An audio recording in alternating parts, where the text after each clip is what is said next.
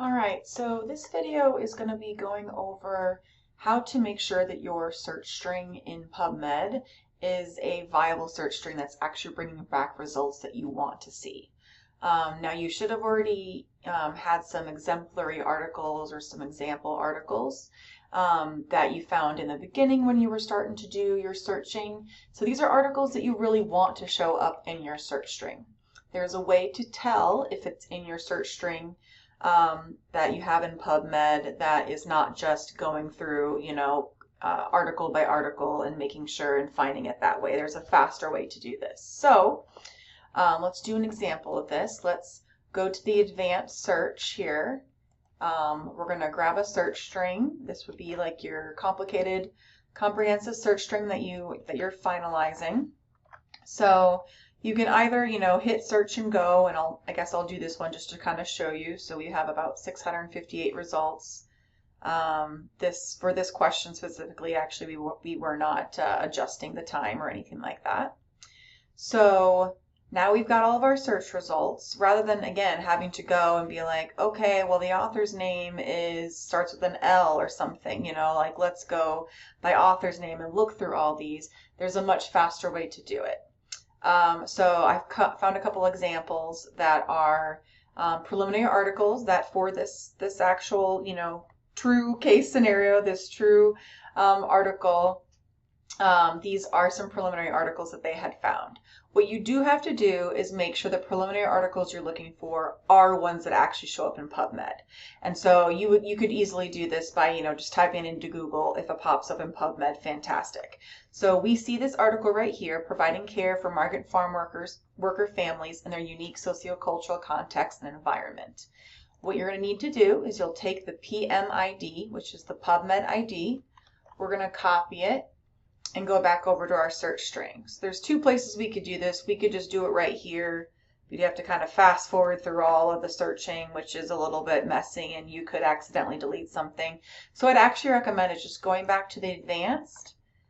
Since we have our search string right here, we can do add to query, and then right at the end of the query, we're going to hit and then we're going to copy in that PubMed ID. So we'll hit search, and if the article is in your search, it will pop up. So it's searching for the specific PubMed ID within that actual whole search string that you already did. If it's not in there, it will say, not found. It will basically say none. So that's how you know that maybe those articles aren't in there. It depends on how many articles you have found for preliminary articles. If you found like 15 to 20, that's a large amount. You're not going to find all 15 to 20 in there. But you're trying to get a good amount in there so that you just know this is a solid search string. Or maybe even in those preliminary articles, if there are some that are like your top ones you want, these are what you want to make sure are showing up in that search string. I'm going to do another example of one. So we've got 229. So I'm going to do the same thing. Just go back to advanced. In this instance, I'll just add this to the query, and instead I'll take out the other PubMed ID and I'll replace it with my new PubMed ID. And same thing. So this is actually showing up in our search string as well, which is great because this is another one of their preliminary articles. I'll show you really quickly what it looks like if we do one that is not included or that is not one. So here's an example, and I'll pop it back up into the search bar.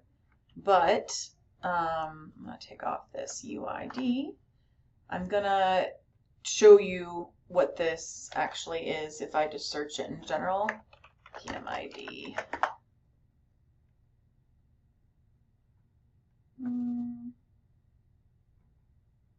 Wish I remembered the name of the article. This is it. There we go.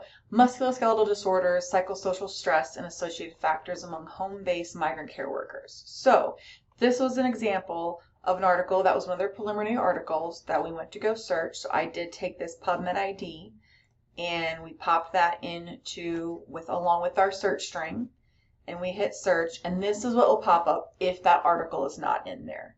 Again, this is not the the end of the world if you have some articles that aren't showing up. It's just important to have some of your preliminary articles or some of the most important ones showing up. All right, and that is how you do an easy, quick search within PubMed, just to make sure one last, time that your search string is very, very solid.